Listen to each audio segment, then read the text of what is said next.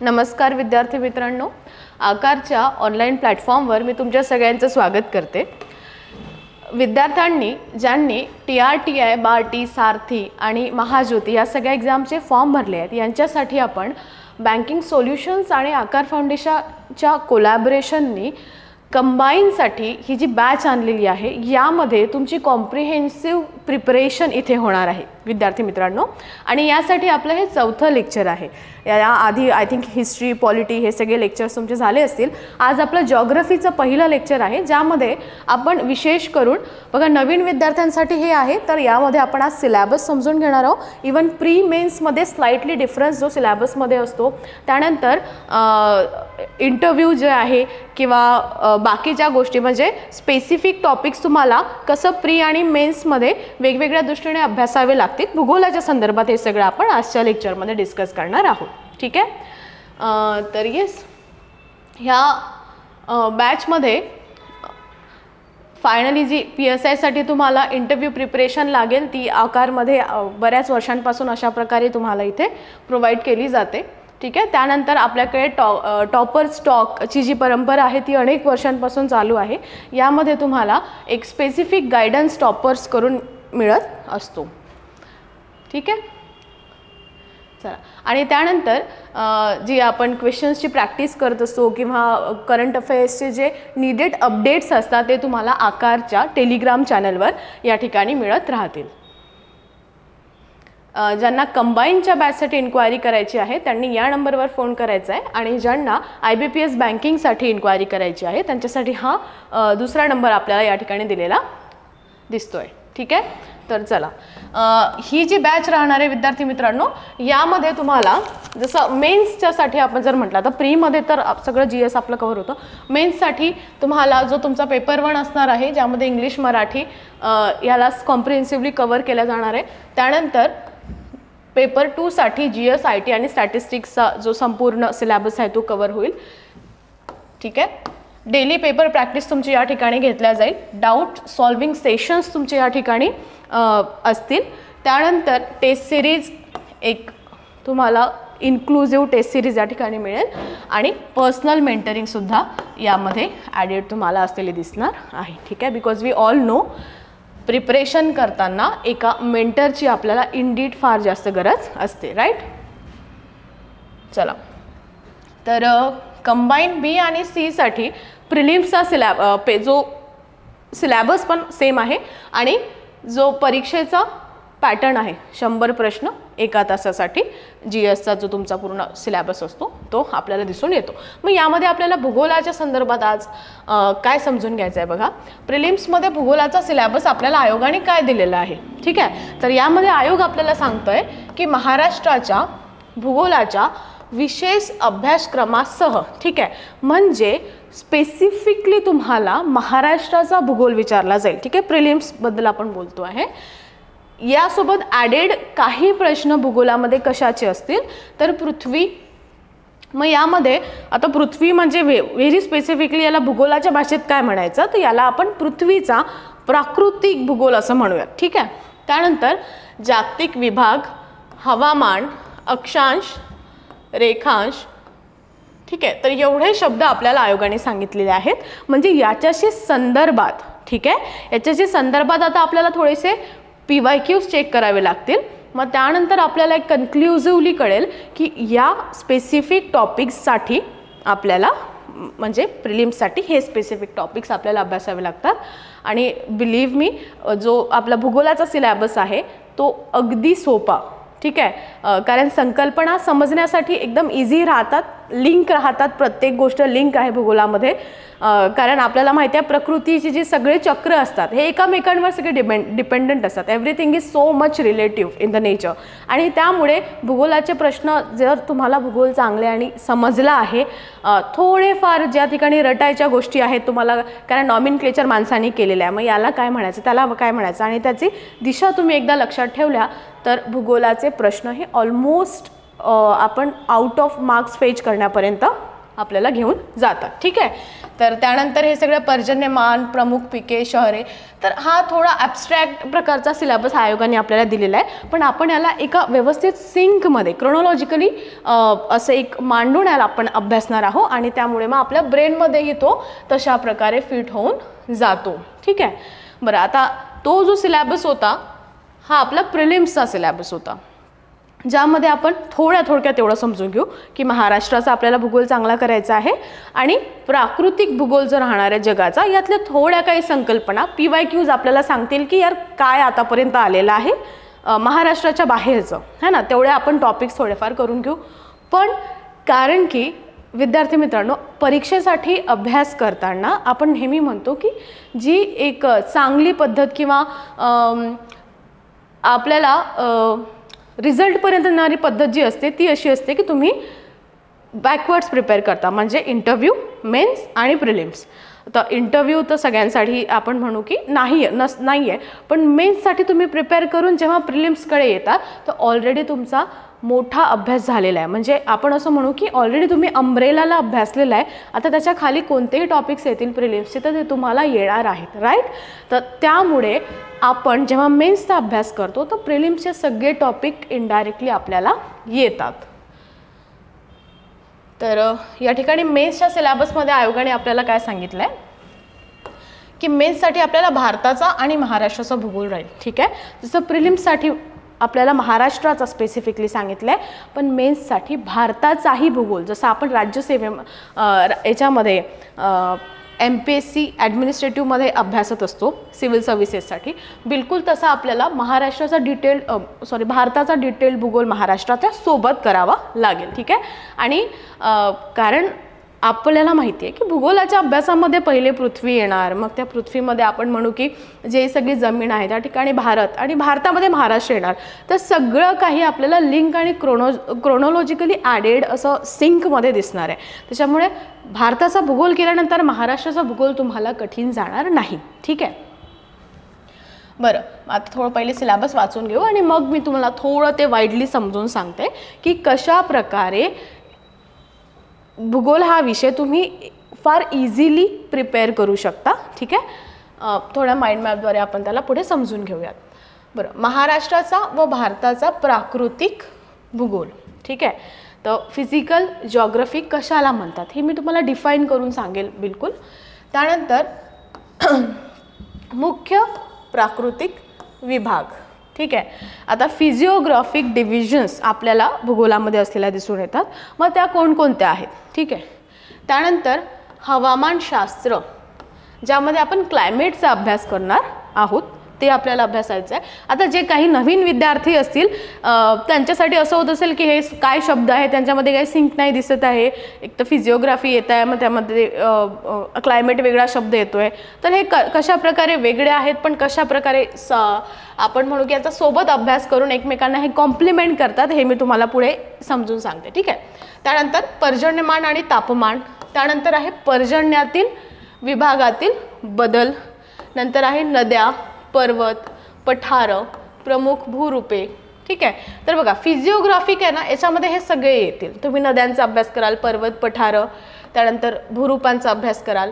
त्यानंतर बघा राजकीय विभाग. ठीक आहे. याला आपण म्हणू पॉलिटिकल जॉग्रफी विद्यार्थी मित्रांनो. ठीक आहे. तर राजकीय विभागांचा, तर राजकीय विभागांमध्ये आपल्याला काहीच नाही, नकाशांचा अभ्यास करावा लागतो, बाउंड्रीजचा अभ्यास करावा लागतो. ठीक आहे. त्याला आपण राजकीय म्हणतो. जसं एखाद्या गोष्टीला त्याचं राजकीय स्वरूप कसं प्राप्त होते, मानव देतो ना. एखाद्या गोष्टीचं प्राकृतिक एक्झिस्टन्स त्याला निसर्गाने दिलेलं आहे, पण राजकीय स्वरूप हे मानवाने दिलेलं आहे, राईट. मग त्यामुळे या ठिकाणी आपल्याला नकाशे अभ्यासायचे आहेत, या ठिकाणी आपल्याला सीमा, त्यानंतर त्याचा विस्तार कुठपर्यंत आहे, ह्या सगळ्याची माहिती अभ्यासायची आहे. तर हा तर टॉपिक एकदमच छोटा आपण याला म्हणू, ज्यामध्ये आपण राजकीय विभागांचा अभ्यास करू. त्यानंतर प्रशासकीय विभाग, हे स्पेसिफिकली आपण महाराष्ट्रामध्ये अभ्यासू. त्यानंतर नैसर्गिक संपत्ती. ठीक आहे. आता नैसर्गिक संपत्ती आपल्याला निसर्गाने दिलेली राहणार आहे, ज्यामध्ये आपण म्हणू की वने, खनिजे. मग यामध्ये काय, भारतामध्ये वनांचं वितरण कसं आहे. ठीक आहे. फक्त त्याचे प्रकार असतील. सगळ्यात पहिले आपण प्रकार अभ्यासूयात. मग त्यानंतर आपल्याला माहिती आहे की राजकीयदृष्ट्या राज्यांनुसार कुठे किती वनक्षेत्र आहे हे सगळं अभ्यासूयात, राईट. मग ते जे प्रकार असतील त्या प्रकारांचे काही वैशिष्ट्य राहतील ते वैशिष्ट्य अभ्यास. 2-3 आपण यातले घटक जर वाचले आणि समजून घेतले तर टॉपिक आपला संपूर्ण क्लिअर होऊन जातो. ठीक आहे. खनिजे फार इझी आहेत की कोणकोणते प्रमुख खनिजांचे क्षेत्र आहेत. आता यामध्ये असं राहते की जिथे पठार आहे तिथे खनिजे आहेत तर तेवढं तर आपलं अजून क्लिअर होऊन जाते की जिथे पठारच नाही तिथे खनिजे आपल्याला सापडणं कठीण आहे किंवा मिळणार नाहीत, है ना. तर नैसर्गिक संपत्तीमध्ये वने आणि खनिजे, त्यानंतर मानवी आणि सामाजिक भूगोल. ठीक आहे. यामध्ये लोकसंख्येचे स्थानांतरण, ठीक आहे, मायग्रेशन ऑफ पॉप्युलेशन, त्यांचे सोर्सेस, त्यानंतर इष्टास्थानावरील परिणाम, ग्रामीण वस्त्या, तांडे, झोपडपट्ट्या आणि त्यांचे प्रश्न. ठीक आहे. आता तुम्ही म्हणाल की हे लास्टमध्ये काय आलं आहे बघा. राजकीय यात मानवी आणि सामाजिक भूगोल जेव्हा हे लिहित आहेत तर यांचं असं म्हणणं आहे की आपण संपूर्ण भूगोलाला अभ्यासतोय याचं महत्त्वच काय आहे, कारण आपल्या जीवनावर भूगोलाचा एक फार मोठा परिणाम आपल्याला असलेला दिसून येतो, राईट. आणि हा जो परिणाम आहे हाच आपल्याला या ठिकाणी अभ्यासायचा आहे, ज्यामध्ये आपण लोकसंख्या म्हणतो. आता लॉजिकली आपण बघितलं तर जास्त लोकवस्ती, जास्त लोकसंख्या हे कुठे असणार आहे, ज्या ठिकाणी पिण्याचं पाणी असेल, ज्या ठिकाणी आपल्याला अन्न जे आहे ते चांगल्या प्रकारे उपलब्ध होणार आहे, ज्या ठिकाणी आपण दळणवळणाची जी आपली व्यवस्था आहे ती इझिली होईल, राईट. आणि म्हणून आपल्याला विद्यार्थी मित्रांनो दिसून येते की जे मैदानी भाग आहेत, जे सपाट प्रदेश आहेत, या ठिकाणी जास्त गजबजलेली लोकसंख्या है ना. UP, बिहार, पश्चिम बंगाल हे सगळे राज्य आपल्याला मैदानी प्रदेशात दिसून येतात. आणि जे पहाडी प्रदेश आहेत या ठिकाणी आपल्याला कमी लोकसंख्या दिसून येते, कारण या ठिकाणी लाईफ कशी आहे, टफ आहे. आणि त्यानंतर आपण म्हणतो खानपान असेल, त्यानंतर आपलं इव्हन आपल्या रूढी परंपरा असतील, ह्या सगळ्या निसर्गातून भूगोलाच्या इन्फ्लुअन्सनीच आपल्याला बनलेल्या दिसून येतात. आणि म्हणून ह्याचंच सगळं रिफ्लेक्शन आपल्याला हा जो टॉपिक आहे आपला मानवी आणि सामाजिक भूगोल यामध्ये असलेलं दिसून येते. यामध्ये थोडे फॅक्च्युअल टॉपिक्स आहेत जे आपल्याला अभ्यासायचे आहेत. मायग्रेशन वगैरे म्हणजे स्थानांतरण होतं आहे तर याचे काय कारणं असतात, कुठल्या कारणामुळे ते जास्तीत जास्त आपल्याला दिसून येतं आहे ना, कारण भूगोलाच्या ज्या गोष्टी आहेत त्या आपल्याला सारख्या परिणाम करत मानवाच्या जीवनावर सारख्या परिणाम करताना दिसून येत असतात, राईट. त्यानंतर ग्रामीण वस्त्या, झोपडपट्ट्या ह्या सगळ्यांचं कशा प्रकारे जॉग्राफिकली डिस्ट्रीब्युशन आपल्याला असलेलं दिसून येणार आहे. ठीक आहे. आणि यानंतर भूगोलाचाच आपण म्हणू की साथी सोबती सवंगडी असणारा दुसरा विषय आहे पर्यावरण. ठीक आहे. तर पर्यावरणाचं जे महत्त्व आहे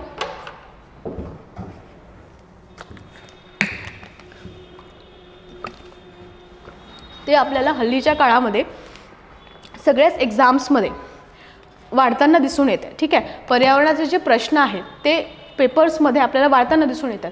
मग याच्या दृष्टीने आपल्याला पर्यावरणाचा सिलेबस सोडायचा नाही आहे, तोही आपल्याला अभ्यासायचा आहे. ठीक आहे. तर मेथसाठी पर्यावरणामध्ये आपल्याला आयोग काय सांगते, तुम्हाला काय अभ्यासायचं आहे, मानवी विकास व पर्यावरण. ठीक आहे. Human development and environment.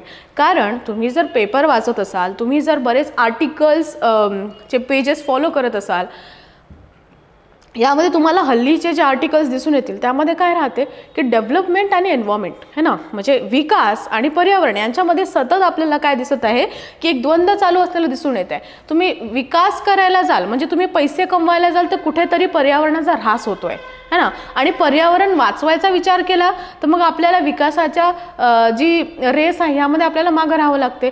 मग ह्याच्या संदर्भातल्या आपल्याला काही संकल्पना, काही आपण म्हणू पावलं आंतरराष्ट्रीयरित्या राष्ट्रीयरित्या उचलले जातात, त्याबद्दल काही गोष्टींचा अभ्यास करावा लागतो.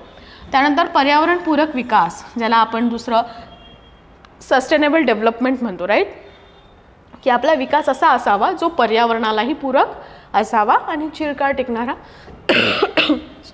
असावा. नैसर्गिक साधन संपत्तीचे संधारण, विशेषतः वन संधारण. ठीक आहे. तर यामध्ये आपण बघतो आहे वन संधारणाच्या संदर्भामध्ये भूगोलामध्ये आपण शिकूयात की वनांचे प्रकार किती आहेत, त्यांचं डिस्ट्रीब्युशन कसं आहे.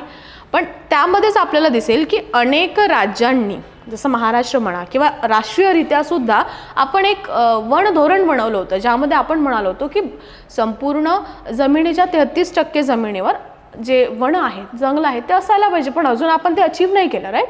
मग त्यामध्ये वनसंधारण कसं होऊ शकते हे सगळं त्याचे काही रिगार्डिंग फॅक्ट्स तुम्ही पर्यावरणामध्ये अभ्यासाल, जे तुम्हाला पेपरमध्ये विचारल्या जातील, है ना. नंतर विविध प्रकारची प्रदूषणे व पर्यावरणीय आपत्ती. आता प्रदूषण आपल्या लाईफला डायरेक्टली इम्पॅक्ट करतं. प्रदूषणाचा परिणाम हा आपल्याला एकदम पहिल्या दिवशी तो रिझल्ट दिसणार नाही, पण जसं आपण स्लो पॉयझन म्हणतो अशा प्रकारे हे जे सगळ्या प्रकारचे प्रदूषण आहेत त्यांचा आपण इथे अभ्यास करू. आणि यांच्या अवेअरनेसमुळे, राईट, यांच्या अवेअरनेसमुळे तुम्ही भूगोलाला पण जास्त कनेक्ट व्हाल. तर प्रदूषणामध्ये वायू प्रदूषण, जल प्रदूषण आणि मृदा प्रदूषण हे 3 पहिले जे आहेत हे मेन राहतील. त्यानंतर ध्वनी प्रदूषण ॲडिशनल राहील, ज्यामुळे अनेक प्रकारचे सायकिक डिझीज होतात, लोकांमध्ये अग्रेशन वाढते. त्यानंतर ह्या सगळ्या गोष्टी. त्यानंतर अनेक नवीन प्रकारचे प्रदूषणे आता आपल्याला म्हणजे अभ्यासाला जास्त आहेत, जसं औष्णिक प्रदूषण झालं, थर्मल पोल्युशन, ज्यामध्ये हीट वाढल्यामुळे पण एका प्रकारचं प्रदूषण असते, इनडोअर आणि आउटडोअर प्रकारचं पोल्युशन असते. तर हे सगळे कारण आपण अधिकारी बनतो आहे आणि अधिकारी माणसाला ह्या सगळ्या सर्वसमावेशक गोष्टींचं ज्ञान असणं गरजेचं असतं. आणि म्हणून ह्या सगळ्या महत्त्वाच्या गोष्टी तुमच्या सिलेबसमध्ये विद्यार्थी मित्रांनो ॲडेड आहेत. यांना स्किप करायचं नाही आहे. तुम्हाला तुमच्या पर्सनॅलिटीमध्ये जर तो एक ऑफिसर आपण म्हणू की एक वाईब पाहिजे असेल तर you have to be aware of all the topics which are presented in the syllabus, right. तर पर्यावरणीय आपत्ती, ज्यामध्ये आपण सायक्लोन्स म्हणतो आहे, कारण भारतामध्ये आपण जास्त करून सायक्लोन्सला फेस करतो, है ना. म्हणजे आपण इंडियामध्ये राहणारे नाही, पण आपल्याला माहिती आहे की आपण न्यूजमध्ये वाचतोय की बे ऑफ बेंगॉलमध्ये आणि आता हल्लीच्या काळामध्ये इव्हन अरेबियन सीमध्ये पण जे चक्रवात आहेत यांचं प्रमाण आपल्याला वाढलेलं दिसून येतं. त्यानंतर भूकंप जे आहेत, त्यानंतर ज्वालामुखी, ह्या सगळ्या पर्यावरणीय आपत्तीमध्ये येतात. हे इव्हन भूगोलाच्याशी संदर्भात सुद्धा आपल्याला दिसून येणार आहे. पर्यावरण संवर्धन कार्यरत जे राज्य, राष्ट्र आणि जागतिक पातळीवर ज्या मोठमोठ्या संघटना आहेत, ठीक आहे, UNEP झालं, IUCN झालं, त्यानंतर राष्ट्रीयरित्या काय प्रयत्न चालू आहेत, मग त्याचं जे रिफ्लेक्शन आहे किंवा त्याचं इम्प्लिमेंटेशन करण्यासाठी राज्य कसे प्रकारचे प्रयत्न करत आहे, हा एक खूप मोठा पोर्शन नाही आहे, हा एक छोटासा पोर्शन आहे. याच्यामध्ये काही महत्त्वाचे प्रोटोकॉल्स आपण अभ्यासतो, त्यानंतर काही महत्त्वाचे कायदे आपण अभ्यासतो, and that's it, we are done with the syllabus. यापेक्षा जास्त याच्यामध्ये काही राहत नाही, ठीक आहे. But it is a kind of enlightening, म्हणजे एक साक्षात्कारिक अभ्यास आहे हा, कारण की आपल्या हल्लीच्या बोलण्या चालण्यामध्ये हे जे फार महत्त्वाचे टॉपिक्स असतात हे नसतात, आणि आपण करंट अफेअर्ससारखं हा टॉपिक, हा सिलेबस कवर करू शकत नाही. त्यामुळे पर्यावरणाचे प्रश्न आपल्याला इथून कवर होतात, ठीक आहे. चला, तर आय गेस आपण आता प्रिलिम्स आणि मेन्सचा सिलेबस समजून घेतलेला आहे भूगोलाचा. सोबत मेन्ससाठी आपण भूगोल आणि पर्यावरणाचा सिलेबस समजून घेतला. आता मी तुम्हाला शॉर्टमध्ये इथे सांगणार आहे की कशा प्रकारे आपण टार्गेट करणार आहोत जिओग्राफीच्या सिलेबसला कंबाईनच्या प्रिपरेशनसाठी for both B and C, ठीक आहे, ग्रुप बी आणि ग्रुप सी. सगळ्यात पहिले विद्यार्थी मित्रांनो, आता आपण बघितलं ना की आपल्याला आयोगाने ॲब्स्ट्रॅक्ट सिलेबस दिलाय व्यवस्थित, जसे आपल्याला युनिव्हर्सिटी सिलेबस लिहून देते बरोबर बायफर्केटेड, तसा दिलाय का नाही दिलाय. पण आपल्याला अभ्यास करताना आपल्याला माहिती लागेल की यार कसं करायचं एक्झॅक्टली, है ना. तर मग यासाठी आपण काय करणार आहोत, सगळ्यात पहिले भूगोलाला डिवाईड करणार आहोत, ठीक आहे. आता मी या ठिकाणी तुम्हाला युनिव्हर्सिटीच्या सिलेबसचे डिव्हिजन सांगत नाही आहे, जो सिलेबस तुम्हाला आहे त्यालाच आपण डिवाईड करतो आहे, ठीक आहे. बघा, सगळ्यात पहिले आपण म्हणू की काहीतरी प्राकृतिक भूगोल आपण बघितला होता शब्द, ठीक आहे. हे फ्रेशर्ससाठी आहे, आणि इव्हन जे जुळे पण विद्यार्थी असतील ज्यांच्याकडे एका सिंकमध्ये सिलेबस अरेंज नसेल त्यांनी पण हे लिहिलं तर चालेल. त्यानंतर एक आपण बघितलं होतं की प्रादेशिक शब्द होता, ठीक आहे. आणि त्यानंतर आपण म्हणालो होतो की एक काहीतरी सामाजिक भूगोल असा शब्द सुद्धा होता, है ना. बरं, मग आता यामध्ये बस आपल्याला हेच डिव्हिजन सोबत जायचं आहे की सगळ्यात आधी आपण प्राकृतिक भूगोलामध्ये 3 गोष्टींचा अभ्यास करू, ठीक आहे. ज्यामध्ये जग असणार आहे, ज्यामध्ये भारत असणार आहे,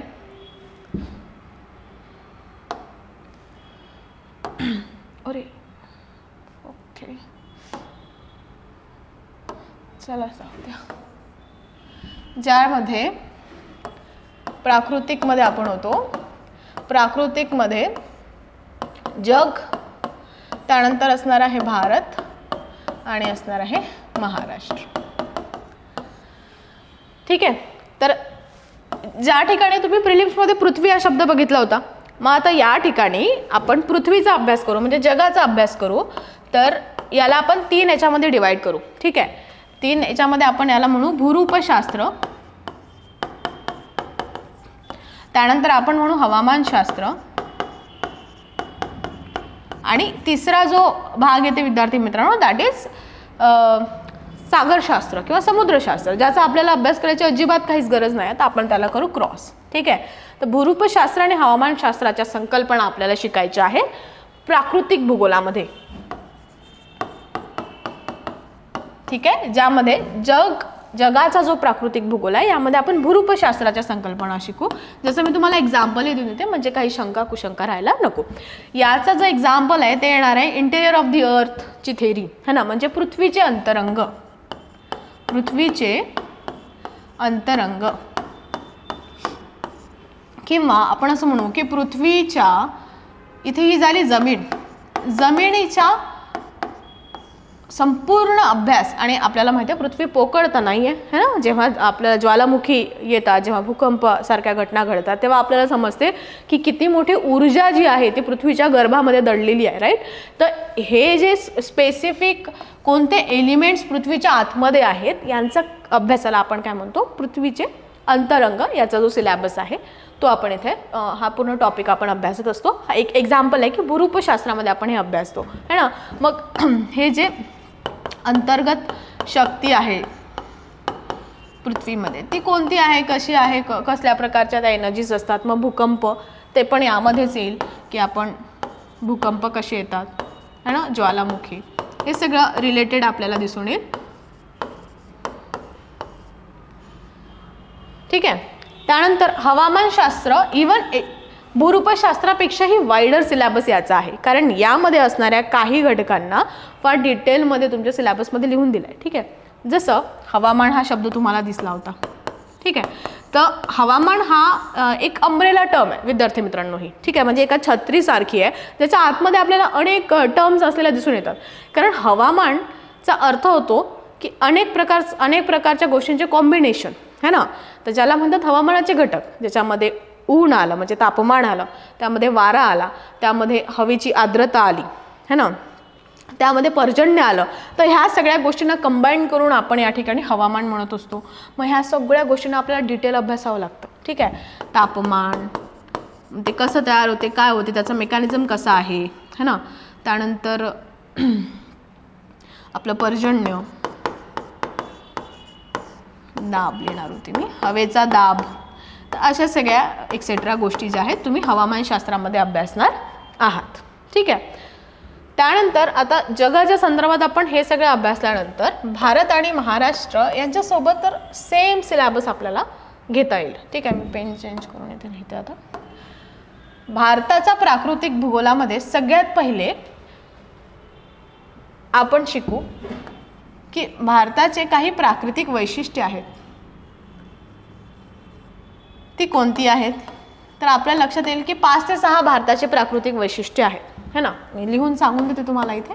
जसं भारतामध्ये पर्वत आहेत का, येस चेक आहेत है ना. आपण इथे बॉक्सेस जाऊया. येस पर्वत आहेत. भारतामध्ये पठारं आहेत का, तर हो आहे, आपणच दख्खनच्या पठारावर राहतो है ना. त्यानंतर भारतामध्ये मैदानी प्रदेश आहेत का, तर येस भारतामध्ये आपल्याला मैदानी प्रदेश दिसून येतात. त्यानंतर भारताला किनारा आहे का, तर आपल्याला हो किनारा तर आहे. भारतामध्ये असे किती राज्य आहेत ज्या ठिकाणी आपल्याला बीचेस असलेले दिसून येतात है ना, सागरी किनारे असलेले दिसून येतात. महाराष्ट्र आहे, कर्नाटक आहे, केरळ आहे, तामिळनाडू आहे है ना. त्यानंतर एकूण 13 येतात. तर अशा प्रकारे मग किनारी प्रदेश सुद्धा भारताला आहे, तर ते पण भारताचं काय आहे एक प्राकृतिक वैशिष्ट्य आपल्याला दिसून येतं. सगळ्यांना असं नशीब असतं का, म्हणजे सगळ्या देशांचं असं नशीब असतं का, नाही. काही देश लँडलॉक असतात, त्यांना समुद्र नसतो. तिथल्या लोकांना जर समुद्रकिनारा बघायचा असेल त्यांना दुसऱ्या देशामध्ये जावं लागते, पण भारतामध्ये आपल्याला असा सीन दिसून येत नाही. ठीक आहे. त्यानंतर प्राकृतिक वैशिष्ट्य आपल्याला दिसून येईल की भारतामध्ये बेटे आहेत का? भारत तर एक प्रायद्वीप आहे स्वतः, म्हणजे भारताच्या चारी बाजूने पाणी नाही आहे, 3 बाजूंनी पाणी आणि एका बाजूने वाईडली जो एरिया आहे तो मातीने किंवा पृथ्वीने कव्हर झालेला आपल्याला दिसून येतो. तर भारताच्या 2 मालकीचे आपल्याला 2 बेटे सुद्धा असलेले दिसून येतात. तसे तर अनेक बेटं भारताच्या मालकीचे आहेत, पण 2 मोठे मोठे आपण ज्यांना म्हणतो that is everybody knows Andaman आणि निकोबार आणि लक्षद्वीप है ना. तर हे 2 बेटे सुद्धा भारताच्या मालकीचे आपल्याला दिसून येतात. तर अशा प्रकारे सगळ्यात आधी आपण बघतो की भारताची प्राकृतिक वैशिष्ट्यांमध्ये 5 आहेत. मग आता पर्वत आपण जेव्हा म्हणू विद्यार्थी मित्रांनो, तुम्हाला पेपरमध्ये प्रश्नाच्या हिशोबानेच मी इथे जाती आहे. तर पर्वत जेव्हा आपण म्हणूयात, भारतामध्ये एकच पर्वत आहे का? हिमालय सगळ्यांनी ऐकलं आहे, पण तो एकच पर्वत नाही आहे है ना. आणि व्हेरायटी कशी आहे, सगळ्यांची हाईट लांबी पण सारखी नाही आहे. मग आपण त्याला डिवाईड करतो, हिमालयन पर्वतरांगा आणि इतर अशा याच्यामध्ये आपण त्याला डिवाईड करतो. आय थिंक आपल्याला स्लाईड घ्यावी लागेल इथे. ठीक आहे. मग आपण याला अशा प्रकारे डिवाइड केल्यानंतर आपल्याला लक्षात येतं की इथे तर हिमालयन पर्वतरांगा आहेत, पण या ठिकाणी नॉर्थ ईस्टचं हिल्स आपल्याला असलेले दिसून येतात. त्यानंतर या ठिकाणी विंध्य, या ठिकाणी सातपुडा आपल्याला असलेला दिसून येतो. त्यानंतर जगातल्या सगळ्यात प्राचीन पर्वतांपैकी एक पर्वत आपल्याला अरावली नावाचा पर्वत भारतामध्ये दिसून येतो. त्यानंतर इथे काय आहे, पश्चिम घाट आणि इथे आपल्याला पूर्व घाट असलेला दिसून येतो. अशा प्रकारे विद्यार्थी मित्रांनो पर्वताचा आपण अभ्यास करतो. हाच भारताचा आपल्याला प्राकृतिक भूगोलाचा टॉपिक आहे. ठीक आहे. त्यानंतर याला आपण करू झूम आउट. आपण पठारांचा अभ्यास करू. दुसरं प्राकृतिक वैशिष्ट्य आपण बघितलं की भारतामध्ये पठार. तर पठार कोणकोणते आपण म्हणूयात. ठीक आहे. आता मी असं फास्टमध्ये काढते. तर या ठिकाणी छोटा नागपूरचं पठार सगळ्यांनी ऐकलं असेल है ना. त्यानंतर बुंदेलखंड बघेलखंडचं पठार तुम्ही ऐकलं असेल. मेवाड माळवाचं पठार तुम्ही ऐकलं असेल. एक मध्य पठार म्हणून आहे ते ऐकलं असेल, त्याला सेंट्रल हायलँड्स म्हटलं जाते. त्यानंतर दख्खनचं पठार आहे, इथे कन्नडचं पठार आहे, इथे बस्तरचं पठार आहे विद्यार्थी मित्रांनो. ठीक आहे. इथं मेघालयाचं छोटंसं पठार आहे. तर अशा प्रकारे आपल्याला पठारांची डिव्हिजन भारतामध्ये दिसून येते, ज्यांचं तुम्हाला प्रश्न विचारताना उत्तर ते दक्षिण सांगा, पूर्व ते पश्चिम सांगा, किंवा कशाच्याच एक रेंज सांगा, कशाच्या शेजारी काय आहे, कोणत्या राज्यामध्ये कोणत्या पठाराचं एक्सटेन्शन येतं, अशा प्रकारचे प्रश्न तुम्हाला पेपरमध्ये आपल्याला दिसून येतात. ठीक आहे. पर्वत झाले, पठार झाले, किनारी प्रदेशांचं तर काही टेन्शन नाही, आपल्याला माहिती आहे की इकडे आणि इकडे आहे, पण तरी त्यांना सुद्धा डिवाइड केलेलं आहे वेगवेगळे नावं, कारण सगळ्यांची वैशिष्ट्ये पण वेगळी आहेत. ठीक आहे. याला कच्छ आणि काठियावाड म्हटलं जाईल, याला कोकण म्हटलं जाईल. ठीक आहे. त्यानंतर याला कन्नड आणि याला मालाबार. अशा प्रकारे या ठिकाणी सुद्धा इकडे उडीसाचं जे आहे त्याला उत्कल म्हटलं जातं, याला नंतर कोरोमंडल कोस्ट असं म्हटलं जातं. तर अशा प्रकारे तुम्हाला यांची नावं फक्त विद्यार्थी मित्रांनो माहिती असावी लागतील, ज्यावर आपल्याला प्रश्न आलेली, आणि यालाच आपण टुगेदर काय म्हणतो आहे तर भारताचा प्राकृतिक भूगोल म्हणतो आहे. ठीक आहे. आणि त्यानंतर सेम मग आपण जेव्हा बेटे आपण म्हणालो होतो की एक अजून आपल्याला वैशिष्ट्य दिसून येतं, तर हा आपला भारत आहे. या ठिकाणी आपल्याला लक्षद्वीप दिसून येतं आणि या ठिकाणी आपल्याला अंदमान निकोबार दिसून येतात. मग यांची वैशिष्ट्य एकूण किती बेटे आहेत, मग तिथे त्यांची वैशिष्ट्य काय आहे, त्याचं फॉर्मेशन हिस्ट्री काय आहे, कशाप्रकारे अंदमान निकोबार्स बनलं आहे, कशाप्रकारे लक्षद्वीप बनलं आहे. फॉर्मेशन हिस्ट्री अजिबात सारखी नाही आहे ना, त्यांची टोपोग्राफी सारखी आहे, म्हणजे टोपोग्राफी म्हणजे त्यांचं जे भूरूप वैशिष्ट्य आहेत ती पण सारखी नाही आहेत है ना. मग हे सगळं जे आपण यांचे डिफरन्सेस आहेत यांना सगळा अभ्यास करूयात आणि we are ready for the exam. आता आपल्याला बेटांबद्दल सगळी माहिती होऊन जाते. याशिवाय पण बरेच लहान सहान बेटं भारताकडे, सालसेट नावाचं मुंबई जिथे आहे ते पण एक बेटच मानलं जातं. एक सागर नावाचं नवीन बेट जे आहे ते आपल्याकडे आहे. ठीक आहे. श्रीहरिकोटा, हे सगळे आपल्याकडं भारताच्या मालकीचे बेटे दिसून येतात. ठीक आहे. मग अशा प्रकारे आपण इथे भारताच्या प्राकृतिक भूगोलाचा अभ्यास करतो. त्यानंतर मग आता हा टॉपिक कव्हर झाल्यानंतर भारतामध्ये अजून प्राकृतिकरित्या काय आहे, म्हणजे निसर्गाने भारताला अजून काय प्रदान केलेलं आहे. राईट. तर निसर्गाने भारताला प्रदान केलेले आहेत पर्वतांच्या नंतर नद्या, ठीक आहे. मग भारतामध्ये नदी प्रणालीचा आपण अभ्यास करतो. आता नदी प्रणालीचा अभ्यास म्हणजे काय, त्यांचं वितरण अभ्यासायचं आहे. पहिले त्यांचे नावं माहिती करायचे, त्यांचा उगम कुठे होतो, त्यांचं मुख कुठे असते आणि कोणत्या जर्नीमधून त्या जातात, राईट. मग भूगोलाचे विद्यार्थी असताना तुम्हाला एवढं तर थोडा अंदाज येऊन जाते की त्या नदीचा जर उगम हिमालयासारख्या ठिकाणी फार उंच पर्वतावर होत असेल तर ती वेगाने वाहणार आहे, ती आपल्या यूथ स्टेजमध्ये असणार आहे, ठीक आहे. असं हे सगळं मग आपण याला म्हणू भारताची नदी प्रणाली आपल्याला अभ्यासावी लागते. भारताची नदी प्रणाली विद्यार्थी मित्रांनो 2 याच्यामध्ये डिवाइड आहे. पहिली आहे हिमालयन आणि दुसरी आहे प्रायद्वीपीय, ठीक आहे. फार इंटरेस्टिंग टॉपिक आहे हा सगळा, संपूर्ण भूगोलच एक फार इंटरेस्टिंग सब्जेक्ट आहे. मग यामध्ये आपण छान डिवाइड करतो की हिमालयन नद्यांची ही वैशिष्ट्य आहेत, ही नावं आहेत आणि प्रायद्वीपीय म्हणजे प्रायद्वीप इज दिस पार्ट जो 3ही बाजूंनी पाण्याने वेढलेला आहे. तर या ठिकाणी कोणकोणत्या मोठमोठ्या नद्या आहेत, दक्षिणची गंगा म्हटली जाणारी गोदावरी है ना, त्यानंतर कृष्णा, कावेरी ह्या मेन नद्या आहेत, इकडे महानदी. तर अशा प्रकारे आपल्याला प्रायद्वीपीय नद्यांचा अभ्यास करावा लागतो. हे जो फार इंटरेस्टिंग आणि छोटा टॉपिक आहे. त्यानंतर आपण प्राकृतिक, भारताच्या प्राकृतिक भूगोलामध्ये नंतरचा जो टॉपिक विद्यार्थी मित्रांनो अभ्यासतो that one is in forest distribution, ज्यांना आपण वने असं म्हणतो. यामध्ये आता आपण बघा, तुम्ही हवामानचा जेव्हा अभ्यास आहे तुम्हाला माहिती आहे की कुठे जास्त पर्जन्य पडतं. जेव्हा तुम्ही मृदा अभ्यासता, आता मृदा एक दुसरा किंवा नद्या अभ्यासता, याशिवाय एक मृदा हा एक टॉपिक आपण अभ्यासतो. मग मृदा अभ्यासल्यानंतर आपल्याला समजते की यार कुठे कशा प्रकारच्या मृदा आहेत. तर वाळवंटी एक प्रकारची मृदा सोडली की बाकी सगळ्या मृदांमध्ये ऑलमोस्ट आपल्याला झाडं लागताना दिसून येतात. त्यामुळे मग जेव्हा वने हा आपण टॉपिक अभ्यासतो तर तुमच्याकडे लॉजिक म्हणजे आपण म्हणू की जे नीडेड रॅशनल आहे ते ऑलरेडी डेव्हलप तुमच्या डोक्यामध्ये झालेलं आहे की वनांचं डिस्ट्रीब्युशन किंवा जास्त सदाहरित प्रकारचे वनं कुठे असणार आहे, ज्या ठिकाणी सगळ्यात जास्त पर्जन्य पडणार आहे, राईट. मग आपल्याला आपोआप ते सगळं लॉजिक लागतं की अच्छा या ठिकाणी सदाहरित वने असतील, इथे लिमिटेड पर्जन्य पडतं, एका स्पेसिफिक रेंजचं पर्जन्य पडतं, त्याला आपण मीडियम रेंज म्हणू. मग त्या ठिकाणी कुठले असणार आहे तर कदापर्णी किंवा पानझडी वने ज्याला म्हणतात अशा प्रकारचे वने असणार आहे, ठीक आहे. तर भारताच्या प्राकृतिक भूगोलामध्ये आपण वनांचं वितरण अभ्यासणार आहोत, ठीक आहे. तर आय गेस आता यातलं काही 1-2 सुटू शकते, बट मी तुम्हाला ऑलमोस्ट जे मेन टॉपिक आहेत ते या ठिकाणी सांगितले आहेत की हे आपण भारताच्या भूगोलामध्ये अभ्यासू.